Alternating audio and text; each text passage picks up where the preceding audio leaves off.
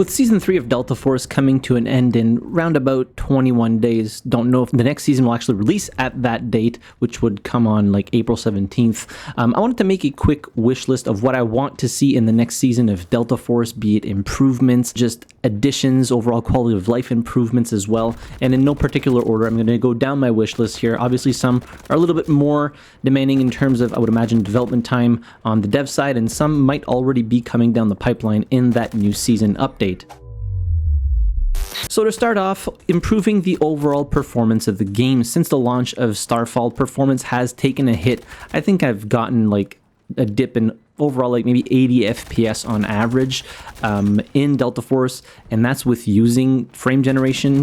Before that, I was getting around 320-ish FPS not using frame gen, and now I absolutely have to use it to get those higher frames that I used to get that are still overall lower, and I get more frequent dips below that. Now I know 300 plus FPS is really, really good. Again, that's with frame gen, but I know a lot of other people have been experiencing performance issues, and when you're dipping into the low double digits, it can feel kind of jarring, especially in a first-person shooter where, you know, having micro stutters and stuff like that is just not great for overall enjoyment of the game. The next one, and this is probably a big point of contention, the removal of Luna's wall hacking ability. So the wall hack problem is very much exacerbated in the AD game mode, which is pretty much why I refuse to play that game mode. There's so many choke points, and having all those players crammed into a small area, it's not rare that you're going to see 5, 6, even 10 Lunas on a team with just permanent wall hacks all over. It's just not, in my opinion, a good game mechanic to have in place. I said removal, but they could just completely rework the ability to have it act more like a UAV that just spots people on the minimap for a restricted period of time, or pings their last known position, as opposed to highlighting the entire silhouette of the player and being able to see those players through walls. It just feels very cheap and cheesy, like a really dumb ability that all these hero shooters kind of have for the most part, but it just doesn't work in a game like a combined arms game like Delta Force. And we had the same problem in 2042. Now when you're looking at something like Overwatch or hero shooters, which more like 5v5, 6v6, wall hacking abilities make a lot more sense because the game's a lot more tactically. You have to work as a team a lot more, as opposed to something like Delta Force where, yeah, it just feels very cheap, and I don't like the ability at all. I wish they would have removed it following the first large-scale test they did back in like August. The next one is reworking the maps and their playable zones. Now, I recognize that map reworks aren't necessarily feasible because it is quite a big undertaking to redo maps and, you know, redo the terrain, the layout and all that, but maybe just adjusting the map playable zone would be a lot easier to do, and it would fix a lot of the issues that some of the maps have, like Ascension and Cracked, where some parts of the map are on hills, and those hills are in the uncap area, which allows vehicles on that team to just sit in the uncap, fire until they get hit too much, then duck back out, repair, or just wait until they get repaired to full. It can be really annoying, and it can be either of two. They are just dominating everybody because nobody can do anything about them, so you can have helicopter support, like an example on Cracked, where the A is just sitting on top. Same thing on Ascension, have the tank that's on the A side just sit there and snipe all the vehicles out, or B, the other scenario is that those vehicles just don't participate in the match and you end up losing because you're just getting destroyed by the enemy vehicles as your vehicle drivers are just sitting in the uncap. So just makes for a lot of frustrating fights and matches overall. The next one is better and more HUD customization options so it isn't so cluttered. I have a screenshot right here.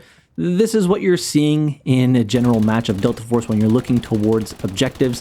There is so much junk on screen at any given time, albeit when you do look like at a specific flag icon, it kind of goes transparent slightly, but there's just too many things on screen. There's a lot of this stuff that I wish I could simply remove, like when your team caps a flag or the enemy team caps a flag, you get that big banner in the top of your screen that says like, oh, this objective has been captured. Like I don't need all that junk in there. I can very easily tell which objectives are being capped via those little icons right below the score counter. I don't need to have that big banner in the middle of my screen.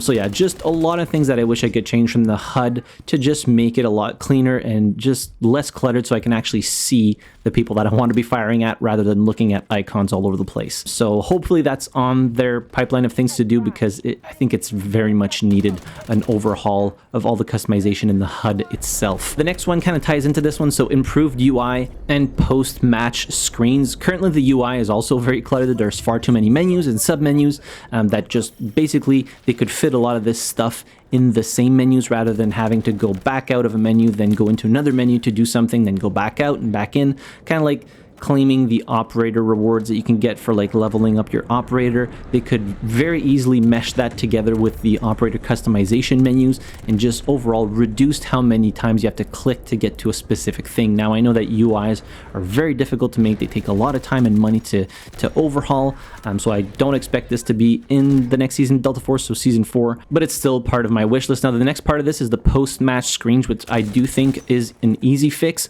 So currently when you're exiting a match of Warfare, you have your overall Warfare level screen, which shows you how much XP you got with all the little medals you could have gotten during the match. And then the next one is the weapon progression screen that shows you the progress for each weapon that was used during the round. And then you also have the battle pass progression screen that shows you your progress within the battle pass. It's just too much. I know you can skip through them, but there's like certain parts where you can't. You have to wait for the XP to like load up and then be able to skip. It's just too many. It should all be in one very clean, neatly tidied screen where everything can just be there, as opposed to having 3 screens to go to before you can get back into the menu to then queue up into another match. It's pointless. There's no need for all these different screens to show you progress for all these different systems they have in place. The next one, which I think is a necessity, a system in place that verifies, I don't know, this is a ballpark number, the last 4 or 5 maps you played. Because I can't count how many times I've sat down for an evening of Delta Force and I've only gotten 2 or 3 maps out of the 7 that are available. I even oftentimes leave matches because it just put me back in the same map that I just played to only get put into that same map again. And it's so annoying. I want to play the other maps, and sometimes I just can't because the game just won't put me in those maps. Like I haven't played Shafted in like 2-3 weeks, honestly. And this would also prevent player burnout and at least provide more variety, considering the overall amount of content in Delta Force as it stands is quite low. And I would imagine that a lot of people sometimes will just completely disconnect because it's like, oh, this is the 4th time I get Ascension back to back. I don't want to play this map anymore. Let me just go play something else. So it would improve overall player retention as well, I believe. The next one is the deploy screen in the game.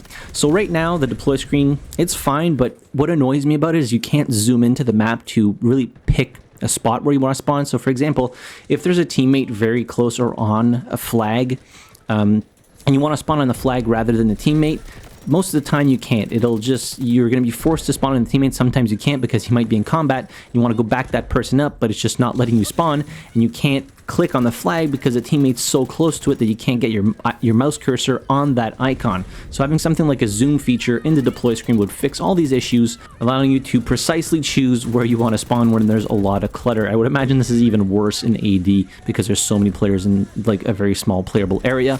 And at the same time, they could also fix the enemies that are able to spawn on destroyed spawn beacons and also destroyed vehicles. Just really annoying to destroy a spawn beacon only to then run past it, have somebody spawn on it, and shoot you in the back. Doesn't feel great.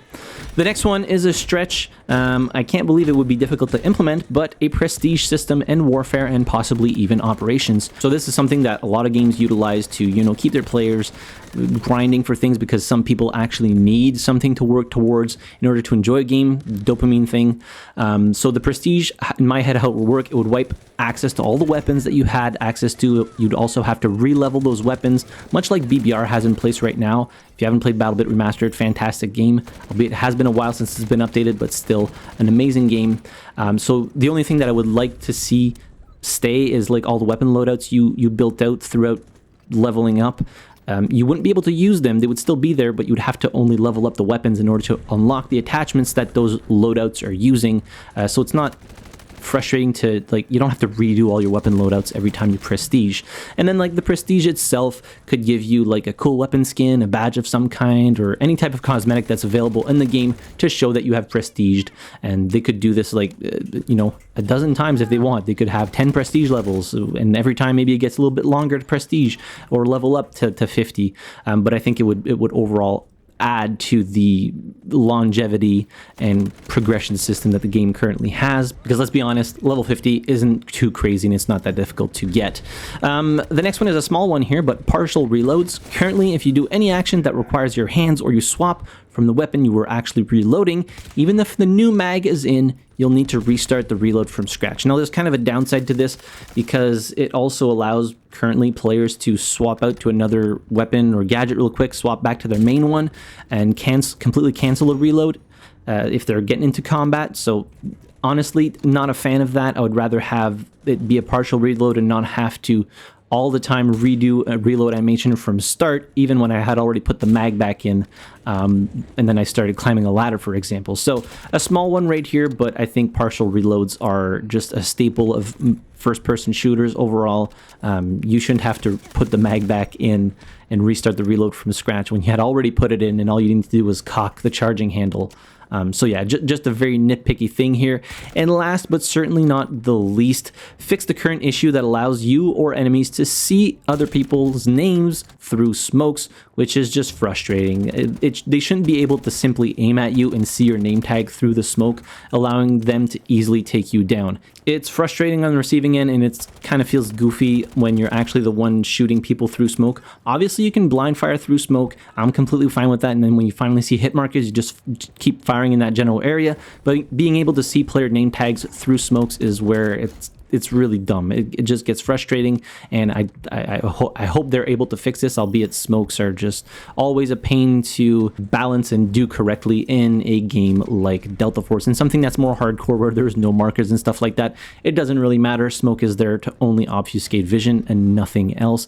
But in a game like in Delta Force, where you can actually spot people, see their name tags when you're aiming at them, and also see their class, then it gets a little bit more difficult to actually balance properly and fix those issues. So that will do it for my wish list of things to be changed in Delta Force with the launch of Season 4. Let me know your thoughts on any of this in the comment section down below if you have any other things that you would like to see improved. But that'll be it for today's video. If you enjoyed it, hit a like button, subscribe to the channel if you haven't already, and as always, thank you very much for watching. I really appreciate it, and I'll see you guys in the next video. Have a good one.